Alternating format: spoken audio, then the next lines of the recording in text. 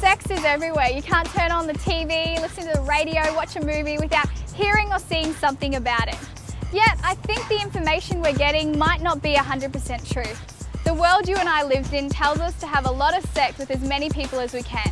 But is that really the best way that we can live our lives? Is that what's really going to make us happy? Today I want to talk to you about some of the lies, some of the myths surrounding sex and relationships.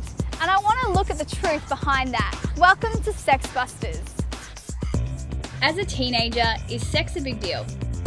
I think it's awesome. Oh, yeah. You think it's awesome? Yeah. What makes it awesome? Your position, strategies, how you go about it. No, sex is all different, eh? It depends who it's with. Yeah. You turn the light off and it's beautiful. If it's with your girlfriend, it is a big deal. Yeah. So that's something private that you keep to yourself. But Yeah. if it's just a one-night stand, then tell all your mates. Oh, of course. Yep. Yeah. Well, considering I'm 15 and sex to me isn't that really big of an appeal. Like a relationship for me isn't, oh, let's have sex and everything like that. It's kind of just like, it's about the people you're with and everything, and sex just makes everything a bit better. Oh no, I don't find it a big deal, but it is good. Yeah, kinda. Why not? Well, if you're a virgin, you're really horny, I guess. Sex Buster number 1. The myth is that God shouldn't be a part of my love life, that he's just a spoil sport and he's trying to ruin my fun. Too many people think that God is against sex. He's not.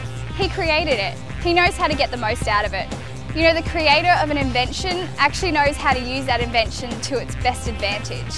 So many people view God as a spoil sport, and they think the choices surrounding sex are just another way for him to control our lives. The fact is, he doesn't ask us to wait to marriage for his benefit, he does it for ours. The world we live in believes that freedom is the absence of boundaries. Can you imagine if we didn't have any boundaries in our lives? Can you imagine getting on a roller coaster at Dreamworld or something without a seatbelt? That restraint and that boundary actually keeps us from getting hurt. It's the same with sex. God isn't just trying to spoil our fun or ruin our lives. He's actually trying to teach us to get the most out of it. Is saving sex for marriage a crazy idea? Depends who you are, but for me I think it's appropriate. Because everyone wants to. Oh no, it's alright. You know, everybody begs to differ, you know? You're different. Dad, I lost it at primary school. Depends, how soon's marriage? It's a few months away, maybe. I think he tells us to wait so that we can experience it with one person and share that bond and love and like to become one flesh. You don't want to be sharing it around with them, giving to yourself away. Yeah, you don't want to be giving yourself away like that. So I think, and because it should be enjoyed, and you can't enjoy it if you've done it with everyone. It depends, I suppose. I don't know. I'm not going to get married anytime soon, so it's not going to worry me, you know.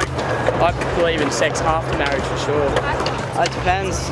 Well, I don't know. I don't reckon, because if you're in a long relationship, I guess we got to show a bit of affection, otherwise it's just going to be fighting. Because that is something which you should do with someone that you love. Okay, and you don't get hurt that way. Sex Buster number 2. The myth is that saving sex for marriage is a crazy idea, that it's old-fashioned and completely out of date. The truth is that God's word is never out of date. That just because the Bible was written thousands of years ago doesn't mean that it doesn't apply to today. You know, some people think that saving sex for marriage is a crazy idea. Well, I guess I must be crazy because that's exactly what I did. And it was one of the best choices that I ever made in my life.